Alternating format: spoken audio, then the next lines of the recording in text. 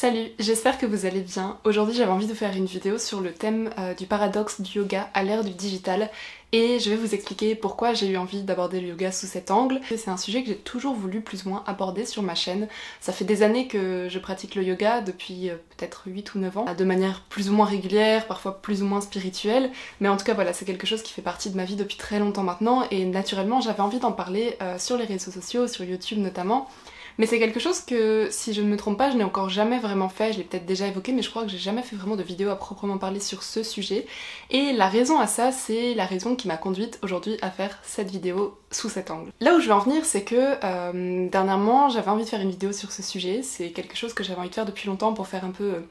une petite parenthèse en fait entre mes vidéos sur le travail de l'ombre et aussi parce que pour moi c'est deux sujets qui sont très reliés et que je compte bien sûr croiser à un moment. Mais j'avoue que j'ai eu un blocage par rapport à ça, j'ai eu beaucoup de mal en fait à me résoudre à trouver sous quel angle j'allais vous parler du yoga. Et dans cette vidéo je vais d'abord vous expliquer pourquoi et vous expliquer la réflexion où ça m'a menée. C'est-à-dire qu'au début je me suis dit que j'allais faire une vidéo tout simplement pour vous parler de mon expérience, de mon parcours avec le yoga. Et puis après je me suis dit que j'allais peut-être plutôt vous parler des erreurs que j'ai faites dans ce parcours. Et puis à nouveau j'étais pas satisfaite de ce que j'avais fait, peut-être que c'est des vidéos que je retournerai ou même peut-être que je publierai tel quel par la suite, mais je me suis dit que c'était pas l'angle par lequel j'avais envie d'aborder ce sujet. C'est un sujet que j'adore, c'est un sujet qui me passionne, mais pour moi c'est très complexe de savoir comment me positionner, tout simplement parce qu'en fait le yoga a plusieurs visages, plusieurs angles sous lesquels on peut l'aborder, et j'arrivais tout simplement pas à me positionner. Pour moi je vois un peu trois angles de positionnement principaux. Le premier ça va être l'angle purement sportif, l'angle physique, c'est-à-dire le yoga en tant qu'activité physique, sans forcément parler de l'aspect philosophique ou spirituel. C'est peut-être la partie du yoga qui est la plus connue auprès du grand public. La plupart des gens vont juste penser tout d'abord à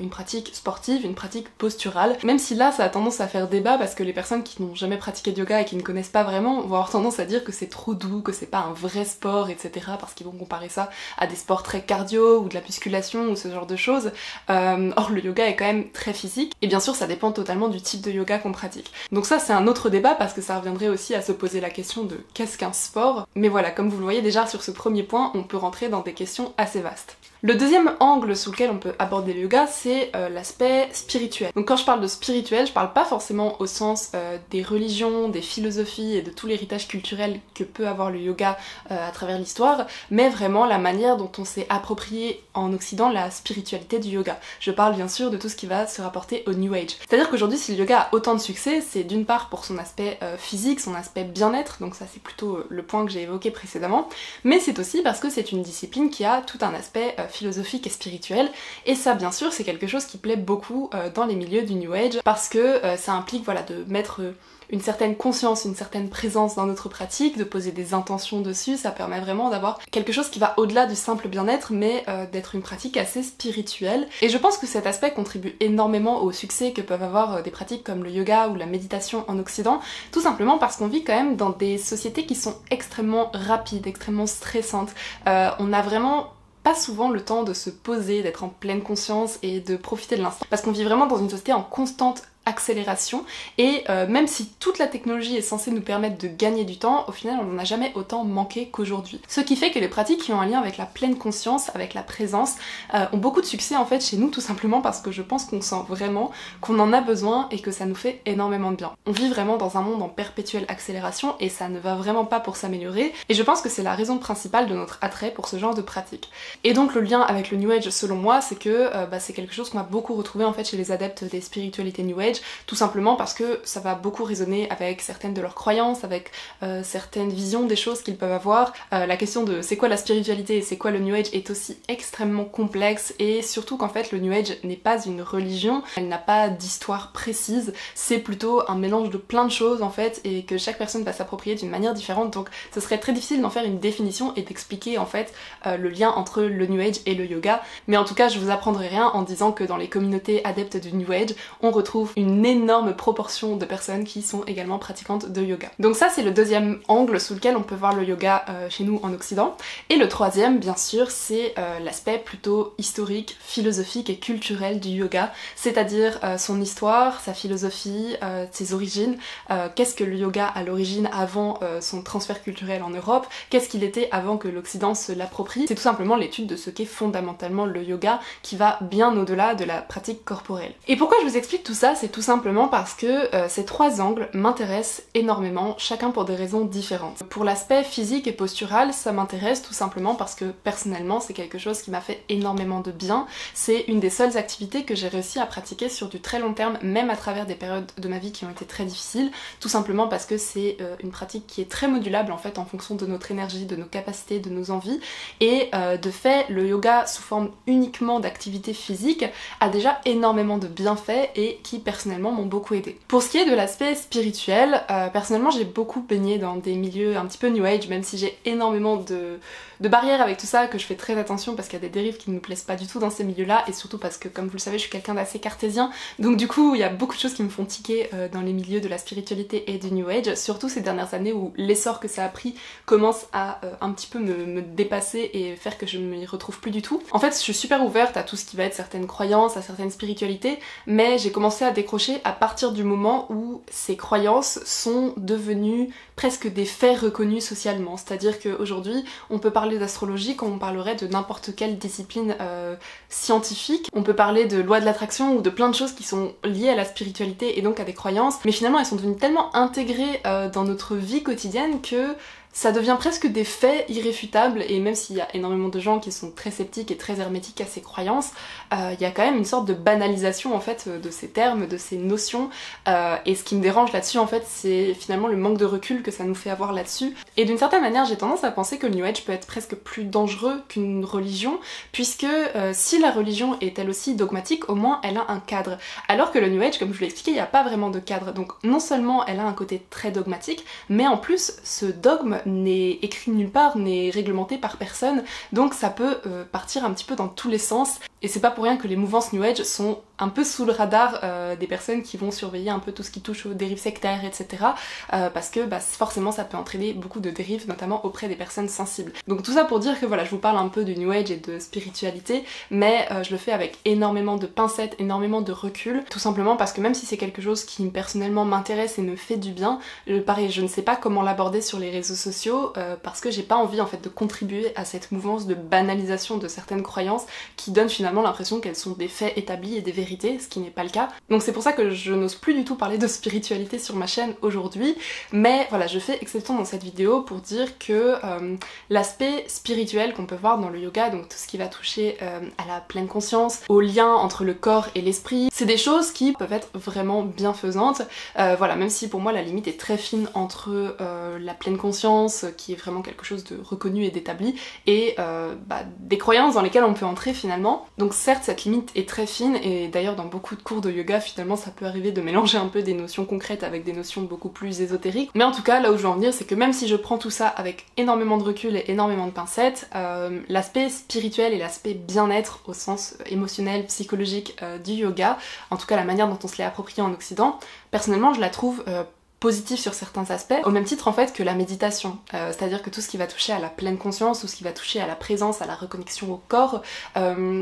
certes c'est des choses qu'on va retrouver beaucoup dans le New Age et dans la spiritualité, mais pour moi bien au-delà de ça, à la base de la base, c'est quelque chose de très bénéfique, parce que comme je l'ai dit précédemment, ça vient un petit peu contrebalancer les effets très négatifs que peut avoir cette société très rapide, très stimulante dans laquelle on vit. Et enfin pour ce qui est de l'aspect culturel, historique et philosophique du yoga, c'est aussi quelque chose qui m'intéresse beaucoup, parce que j'ai toujours été très intéressée par les philosophies de l'Asie, son histoire, ses spiritualités, même si c'est quelque chose de très complexe à aborder, parce que dans tout ce qui va être en lien avec les philosophies et les spiritualités d'Asie, il va y avoir des concepts et des notions qui sont tellement différentes et tellement étrangères par rapport à l'histoire de la philosophie qu'on peut connaître ici en Europe, que je pense que ça demande énormément de temps, de patience et d'humilité pour espérer pouvoir ne serait-ce que les aborder. Je parle même pas forcément de les comprendre, mais en tout cas ne serait-ce que de réussir à les aborder, parce que personnellement j'ai essayé de lire beaucoup de livres, j'ai écouté beaucoup de podcasts, j'ai regardé beaucoup de vidéos en fait sur les différentes philosophies qu'on peut trouver, que ce soit du côté de l'Inde, du côté du Japon ou du côté de la Chine,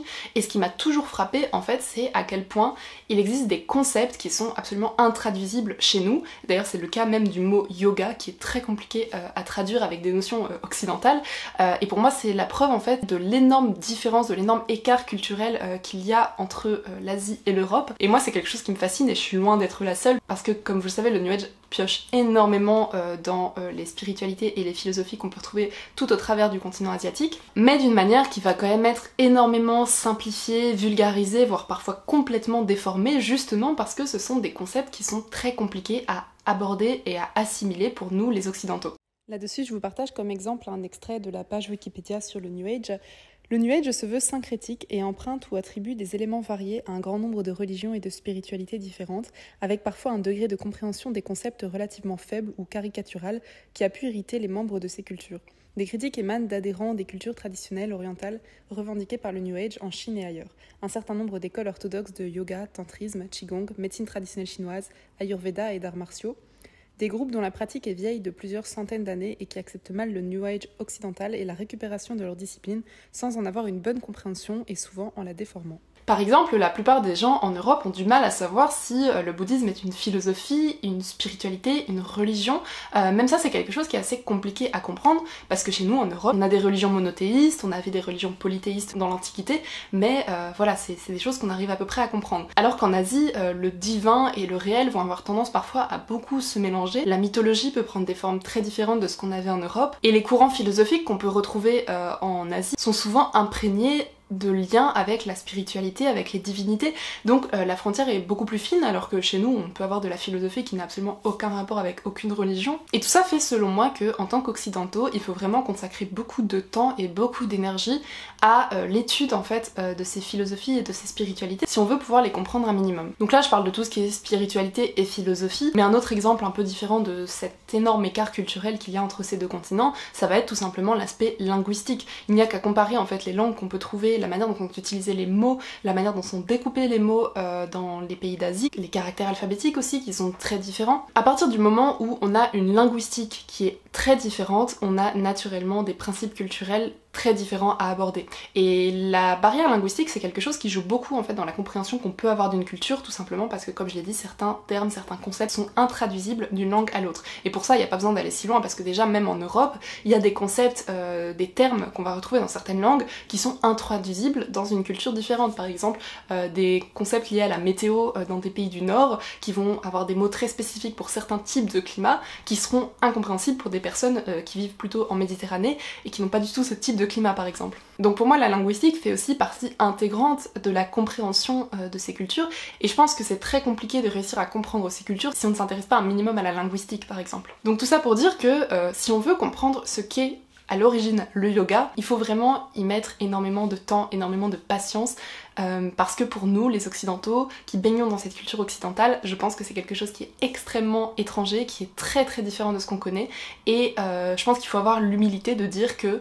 de prime abord, on est incapable d'y comprendre quoi que ce soit. Et donc ces différents aspects de ce qu'est aujourd'hui le yoga en Occident font que finalement j'ai énormément de mal à me positionner, à savoir comment j'ai envie d'en parler.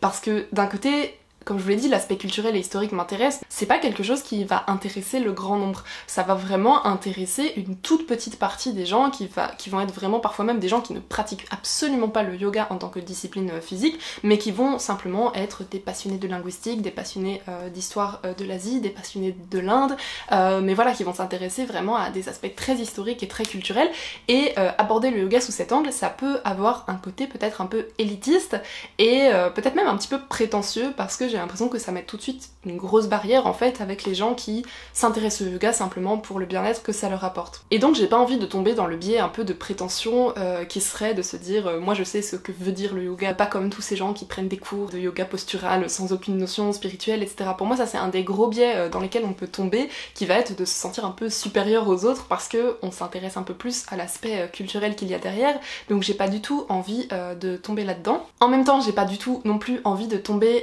dans le biais trop spirituel du yoga mais simplifié à la manière occidentale parce que du coup je vais flirter avec le New Age et ça je préfère faire un peu attention pour les raisons que je vous ai expliquées. Et puis l'aspect purement corporel et physique, Je l'adore, mais je ne me vois pas vraiment le transmettre parce que justement pour moi il évince trop tout le reste,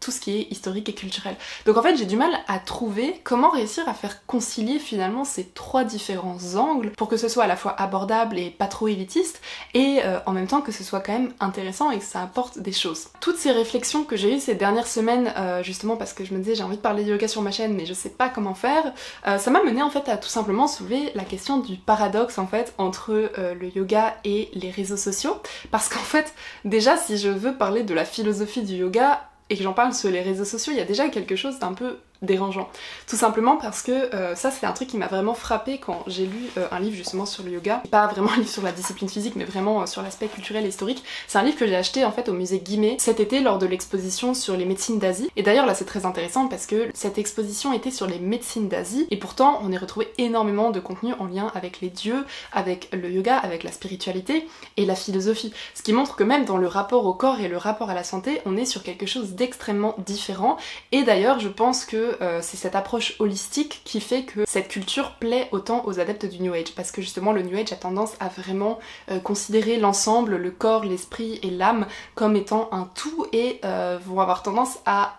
parfois rejeter la médecine et la science telle qu'on a en Occident justement parce qu'elle se base trop sur un seul de ces aspects, généralement le corps. Et bon, encore une fois là j'ouvre la porte sur un débat énorme mais je vais pas m'engager là-dedans parce que sinon cette vidéo durera 5 heures. Mais tout ça pour dire que donc au musée Guimet j'ai pu acheter ce livre sur le yoga et j'ai commencé à le lire. En fait j'ai déjà lu une fois mais je l'ai recommencé parce que encore une fois c'est des concepts qui demandent énormément de culture de l'histoire de l'Inde que moi-même je n'aurais pas la prétention d'avoir et du coup je pense qu'il faudra que je le lise plusieurs fois pour vraiment tout assimiler, mais dès les premières pages en fait ce qui m'a vraiment frappée c'est la notion de renoncement. La notion de renoncement c'est une notion qu'on va retrouver énormément en Inde et dans le premier chapitre de ce livre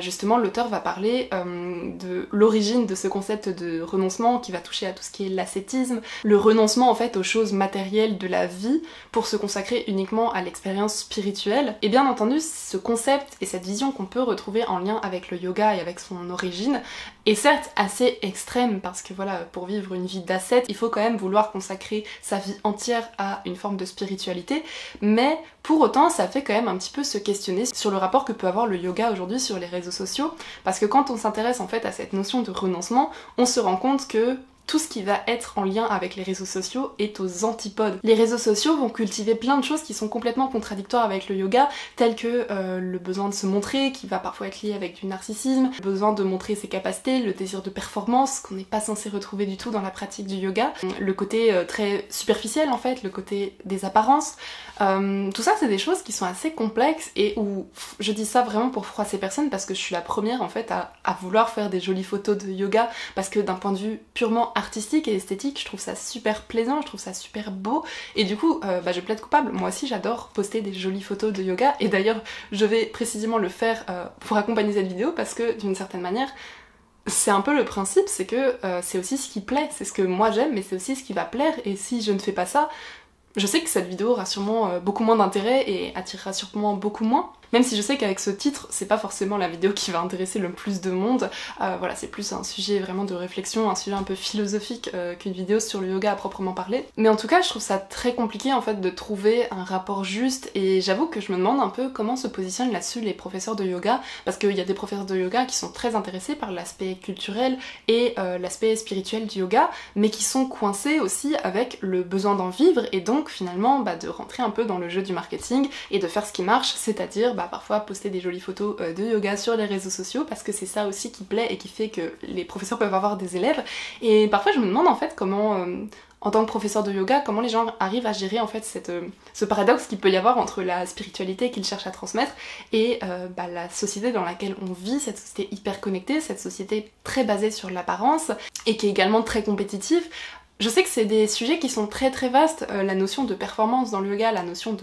de se comparer aux autres sur les réseaux sociaux, parce qu'évidemment quand on voit des gens faire des postures spectaculaires, on va avoir envie de faire pareil, voire même mieux, ça nourrit vraiment l'envie de performance et l'envie de compétition, alors que c'est complètement contraire à la philosophie du yoga, et les professeurs de yoga vont toujours avoir tendance à nous dire ne regardez pas ce que fait la personne à côté de vous, mais en fait on est bombardé de tout ce qui va stimuler notre esprit de compétition avec tout ce qu'on peut voir sur les réseaux sociaux, et en fait je pense que j'ai pas de conclusion vraiment à proprement parler à apporter à cette vidéo, si ce n'est que cette vidéo soulève des dizaines et des dizaines de paradoxes qui, d'un point de vue purement philosophique, sont seulement super intéressants en fait. Genre, il n'y a aucune volonté de ma part de faire des critiques ou de poser un jugement sur aucun des sujets que j'ai abordés ici, même si évidemment par exemple sur le sujet du New Age je suis obligée de mettre certaines limites et certaines barrières parce que ça peut être des sujets un petit peu glissants. Mais en tout cas dans l'ensemble, si je fais cette vidéo, c'est tout simplement parce que je crois que ce qui m'intéresse le plus dans tout ça, c'est l'aspect philosophique qu'il y a derrière, la conciliation qu'on peut chercher entre tous ces paradoxes, et aussi cette notion qui est très importante de transfert culturel. C'est-à-dire que beaucoup de gens vont avoir tendance à critiquer l'Occident et à dire que le yoga et tout ça c'est vraiment une appropriation culturelle, mais je préfère voir ça vraiment sous l'angle du transfert culturel, c'est-à-dire comment une culture peut évoluer à travers le temps et à travers l'espace, et quels vont être les impacts en fait sur sa compréhension. Et il y a beaucoup de livres en fait qui abordent le sujet du bouddhisme d'un point de vue occidental, etc. Et bien sûr on pourrait s'arrêter là et se dire c'est de l'appropriation culturelle et c'est mal, mais en fait moi j'essaie d'avoir toujours un regard neutre sur les choses et de simplement essayer de les étudier et de les comprendre parce que c'est ce qui m'intéresse le plus. Donc voilà, finalement je pense que j'ai pris le parti d'aborder le yoga pour la première fois sur ma chaîne d'un point de vue très philosophique et très observateur, parce que voilà, je trouve que ça soulève pas mal de questions intéressantes, et je pense qu'en faisant cette vidéo, ça va peut-être vous faire réfléchir et vous faire soulever d'autres interrogations dans les commentaires, qui elles-mêmes en fait pourront vraiment alimenter mes réflexions et sûrement faire que le yoga pourrait vraiment devenir un sujet qui prend de la place sur ma chaîne, parce que je pense que je pourrais aborder vraiment chacun de ces points à part entière dans un sujet de vidéo. Là évidemment je suis pas trop rentrée dans les détails, j'ai pas pu documenter beaucoup cette vidéo à part quand je me suis un petit peu appuyée sur le premier chapitre de ce livre parce que je venais de le relire à l'instant et c'est ce qui m'a un petit peu inspirée pour cette vidéo. Mais en tout cas ça m'intéresserait beaucoup de me documenter davantage sur ces questions et peut-être d'en faire des sujets de vidéo si le sujet vous intéresse. Je suis curieuse de voir en fait ce que vous penserez de tout ça, et si le sujet vous intéresse, en tout cas je vais sûrement creuser plusieurs de ces notions à l'avenir pour en faire d'autres vidéos. Donc voilà, j'espère que cette vidéo vous aura plu, j'espère qu'elle n'était pas trop décousue parce que ça abordait quand même beaucoup de choses, mais voilà, merci de l'avoir regardé et je vous dis à très bientôt.